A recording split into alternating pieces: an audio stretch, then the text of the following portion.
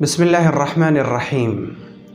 اللہ رب العزت نے ایمان والوں کو وہی چیزیں کھانے کا حکم فرمایا ہے جن چیزوں کو کھانے کا حکم اللہ تعالیٰ نے اپنے رسولوں کو دیا۔ اللہ تعالیٰ نے فرمایا یا ایھا الرسل کلوا من الطیبات واعملوا صالحا، اے میرے رسولو تم پاکیزہ چیزوں میں سے کھاؤ اور نیک اعمال کرو۔ اور یہ ایک حقیقت ہے کہ انسان کے کھانے پینے کا اثر اس کی زندگی پر، اس کے سلوک پر، اس کے اخلاق پر، اس کے برتاؤ پر، اس کی معاشرت پر پڑتا ہے۔ اگر انسان کا کھانا پینا حلال ہو تو اس کی معاشرت اچھی ہوگی، زندگی پرسکون ہوگی، اخلاق بڑے اچھے ہوں گے، برتاؤ بہت اعلیٰ ہوگا۔ لیکن اگر انسان کی زندگی میں اس کا کھانا پینا حرام کا ہو تو اس کا اثر اس کی زندگی پر بہت زیادہ پڑتا ہے۔ اس کی زندگی بے سکونی کی کیفیت میں گزرتی ہے، اس کے اخلاق برے ہوتے ہیں، وہ معاشرت اچھی نہیں رکھتا، دوسروں کے ساتھ اس کا سلوک اور رویہ گھٹیا ہوتا ہے۔ اور اس کی وجہ یہ ہے کہ اللہ رب العزت نے حلال کے اندر نور رکھا ہے، اس کے برخلاف حرام میں تاریکی ہے، ظلمت ہے، اندھیرا ہے۔ اب آئیں اصل بات کی طرف، اور وہ یہ کہ اس وقت رمضان المبارک کے بابرکت مہینے میں ہم سب روزے سے ہیں۔ ہم اس روزے میں کھانے سے رک رہے ہیں، پینے سے رک رہے ہیں، بیوی سے جماع سے رک رہے ہیں۔ ان تینوں چیزوں سے رکنے کا نام روزہ ہے۔ بے شک روزہ اسی کا نام ہے، لیکن یہاں پر ایک چیز غور کرنے کی یہ ہے کہ روزے کے ساتھ ساتھ پیٹ کا ایک روزہ ہے۔ جی ہاں، اس کے علاوہ پیٹ کا ایک روزہ ہے، اور وہ روزہ یہ ہے کہ ہم رمضان میں اور غیر رمضان میں دونوں میں، اور خاص طور سے رمضان المبارک کے اس مہینے میں جب کہ ہم ظاہری طور پر بھی روزے سے ہیں، اپنے پیٹ کا روزہ رکھیں۔ اور پیٹ کا روزہ یہ ہے کہ ہمارے پیٹ کے اندر حرام غذا داخل نہ ہو۔ جی ہاں، انسان کے پیٹ کا روزہ یہ ہے کہ وہ سود نہ کھائے۔ اگر کوئی شخص سود کھاتا ہے، سود سے حاصل کیے ہوئے پیسے کو استعمال کرتا ہے، رشوت سے حاصل کیے ہوئے پیسے کو استعمال کرتا ہے، وہ کھاتا ہے، تو یقیناً اس کے پیٹ کا روزہ ٹوٹ جاتا ہے۔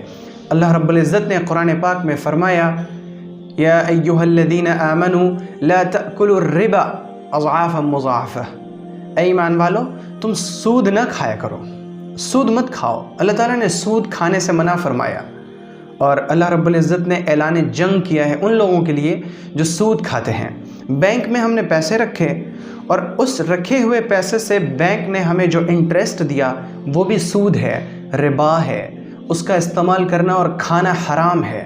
اگر کوئی شخص سود کھاتا ہے اور ساتھ میں وہ روزے سے بھی ہے تو یقیناً وہ ظاہری طور پر روزے سے ہے، اور یقیناً اسے فتویٰ یہی ملے گا کہ تم صبح صادق سے غروب آفتاب تک بھوکے پیاسے رہے ہو تو تمہارا روزہ ہو گیا۔ لیکن اللہ کے نزدیک شاید اس کا روزہ اس لیے معتبر نہیں کہ اس نے اپنے آپ کو حرام کھانے سے نہیں بچایا، وہ سود کھانے سے نہیں رکا، وہ رشوت لینے سے نہیں رکا۔ لیکن اس کا مطلب یہ نہیں کہ اگر کوئی شخص سود کھا رہا ہے تو وہ روزے نہ رکھے، بلکہ مطلب اس کا یہ ہے کہ جو روزے رکھ رہا ہے اسے چاہیے کہ وہ حقیقی روزہ اس طور پر رکھے کہ وہ سود نہ کھائے۔ سود کی وجہ سے روزے کو چھوڑنا عقل مندی نہیں ہے، بلکہ روزے کی وجہ سے سود کو چھوڑ دینا یہ عقل مندی ہے۔ اسی طرح سے اگر کوئی شخص یتیم کا مال کھاتا ہے یا کسی شخص سے کسی مال کو چھین کر لے لیتا ہے پھر وہ اسے استعمال کرتا ہے، یعنی حرام مال استعمال کرتا ہے، تو اس کے پیٹ کا روزہ نہیں ہے۔ اس کے پیٹ کا وہ روزہ جس کا اللہ رب العزت نے سال بھر رکھنے کا حکم فرمایا کہ تم کبھی بھی اپنی پوری زندگی میں نہ سود کھاؤ، نہ یتیم کا مال کھاؤ، نہ رشوت لو، نہ رشوت دو، نہ تم غریبوں سے ظلم کر کے کوئی مال لو، کسی سے بھی تم ظلماً مال مت لو۔ اللہ رب العزت نے یہ روزے سال بھر رکھنے کا حکم فرمایا۔ تو اگر کوئی شخص اس طرح کے کام کرتا ہے، سود کھاتا ہے، ظلماً لیا ہوا مال کھاتا ہے، یتیم کا مال کھاتا ہے، جھوٹی گواہی دے کر مال لیتا ہے، جھوٹی قسم کھا کر مال حاصل کرتا ہے اور اس کو استعمال کرتا ہے، تو اس کے پیٹ کا روزہ نہیں ہوا۔ نبی اکرم صلی اللہ علیہ وآلہ وسلم نے فرمایا لعن اللہ آکل الربا وموکلہ وکاتبہ وشاہدیہ قال وہم سواء۔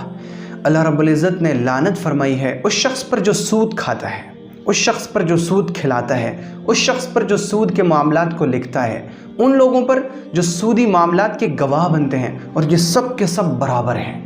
ان سب سے اللہ رب العزت نے جنگ کا اعلان کر دیا ہے۔ وہ لوگ جو سود کا پیسہ استعمال کرتے ہیں ان کے لیے اللہ کی طرف سے جنگ کا اعلان ہے۔ تو ذرا سوچا جائے کہ جس سے اللہ رب العزت نے جنگ کا اعلان کر رکھا ہو، اس کی زندگی میں سکون کہاں سے آئے گا، اس کی زندگی میں اطمینان کہاں سے آئے گا۔ پیغمبر صلی اللہ علیہ وآلہ وسلم نے ایک شخص کا تذکرہ فرمایا جو لمبے سفر کرتا ہے، اس کے سر اور اس کا جسم، اس کے کپڑے غبار آلود ہیں، اس کے بال بکھرے ہوئے ہیں، وہ اللہ تعالیٰ سے دعا کرتا ہے، یا ربی یا ربی یا ربی۔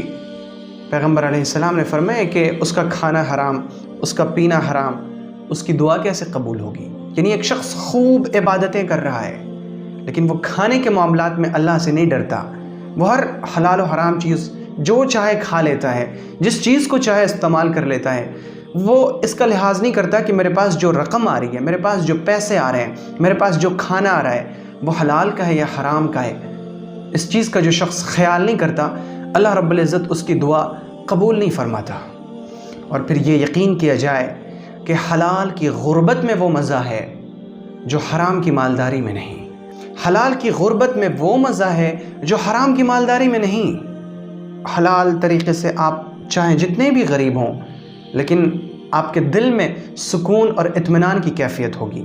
لیکن اگر کوئی شخص خوب پیسے کما لے لیکن حرام طریقے سے، اس کی زندگی میں سب کچھ رہے گا، دولت رہے گی، جائیداد رہے گی، زمینیں رہیں گی، بلڈنگیں رہیں گی، عمارتیں رہیں گی، لیکن سکون نہیں رہے گا، دل کو اطمینان نہیں ملے گا، وہ شخص ہمیشہ پریشان حال رہے گا۔ صحیح روایت میں سیدنا ابو بکر رضی اللہ تعالی عنہ کا قصہ ہے کہ ان کو ایک دن ان کے کسی خادم نے کوئی چیز لا کر دی اور انہوں نے وہ چیز تناول فرما لی، کھا لی۔ تھوڑی دیر کے بعد انہیں محسوس ہوا کہ میں نے جو چیز کھائی ہے اس کے بارے میں تو میں نے تحقیق کی ہی نہیں۔ انہوں نے اپنے خادم کو بلا کر پوچھا کہ تم نے جو چیز مجھے کھانے کے لیے دی تھی وہ چیز آئی کہاں سے تھی؟ ان کے خادم نے کہا کہ میں زمانے جاہلیت میں ایمان لانے سے پہلے کہانت کیا کرتا تھا، یعنی میں غیب کی خبریں بتایا کرتا تھا، تو وہیں جو میرا ایک چیلا تھا، اس چیلے نے مجھے کوئی چیز لا کر دی تھی، وہی میں نے آپ کو پیش کر دی۔ یہ سنتے ہی حضرت ابو بکر رضی اللہ عنہ نے اپنی انگلیاں حلق میں ڈالی اور جو کچھ انہوں نے کھایا تھا سب کچھ باہر نکال دیا، قے کر دیا۔ سلف صالحین کی زندگی میں حلال اس قدر پیوست تھا کہ حرام غذا کا ایک لقمہ جاتے ہی انہیں محسوس ہو جایا کرتا تھا۔ علامہ ابن الجوزی نے سید الخاطر میں لکھا ہے کہ میں نے ایک بار ایک ایسی چیز کھا لی جس کے بارے میں مجھے شبہ تھا کہ یہ میرے لیے حلال ہے یا حرام ہے۔ اس شبے کی چیز کو کھانے کا اثر مجھ پر یہ ہوا کہ ایک لمبے زمانے تک مجھ پر ظلمت اور تاریکی کی کیفیت رہی۔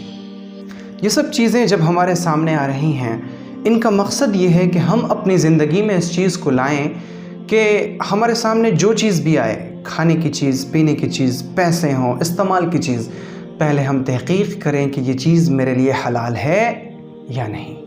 کہیں ایسا تو نہیں کہ ہمارے جسم کی پرورش حرام غذا سے ہو۔ یقین کریں کہ گوشت اور خون کا وہ حصہ جو حرام غذا سے بنتا ہے وہ جہنم کے مستحق ہے، وہ جہنم کے مستحق ہے، وہ زیادہ لائق ہے اس چیز کی کہ وہ جہنم میں جلے۔ گوشت کا وہ حصہ جنت میں داخل ہو ہی نہیں سکتا جس کی پرورش، جس کی نشو و نما حرام غذا سے ہوئی ہو۔ ہم یہ عزم کریں کہ ہم پوری زندگی حرام مال سے بچیں گے، یتیم کے مال سے، ظلم سے حاصل کیے ہوئے مال سے، جھوٹی گواہی سے حاصل کیے ہوئے مال سے، جھوٹی قسم کھا کر حاصل کیے ہوئے مال سے، اسی طرح سے رشوت سے، اسی طرح سود سے، اور ہر اس چیز سے، ہر اس مال سے، ہر اس کھانے سے، ہر اس پینے سے جس سے ہمارا رب ہم سے ناراض ہوتا ہو۔ تو یہ ہمارا عزم رہے، اور جب ہمارا یہ عزم رہے گا اور ہمارا پیٹ جب حرام کھانوں سے بچے گا، حرام پینے سے بچے گا، تو بے شک یہ ہمارے پیٹ کا روزہ ہوگا۔ جیسے ہم بچتے ہیں نا کہ ہم شراب نہیں پئیں گے، ہم جو حرام جانور ہیں ان کا گوشت نہیں کھائیں گے، وہ جانور جسے غیر اللہ کے نام پر ذبح کیا گیا، یا وہ جانور جس کو ذبح کرتے وقت اللہ کا نام نہیں لیا گیا، ہم اس جانور کو نہیں کھائیں گے۔ ہم کس قدر پرہیز کرتے ہیں؟ اگر ہم کسی ہوٹل میں چلے جائیں تو تحقیق کرتے ہیں کہ یہ گوشت آپ کے یہاں حلال ہے یا نہیں ہے۔ بے شک اس کی تحقیق تو ہم کرتے ہیں، لیکن اس کی تحقیق کیوں نہیں کرتے کہ ہمارے جیب میں جو پیسے ہیں وہ رشوت سے حاصل کیے ہوئے ہیں، یا وہ سود کے پیسے ہیں، یا وہ یتیم کے مال سے ظلمن لیے ہوئے پیسے ہیں؟ اس کی تحقیق ہم کیوں نہیں کرتے؟ ہم یہ دو رویے کیوں رکھتے ہیں؟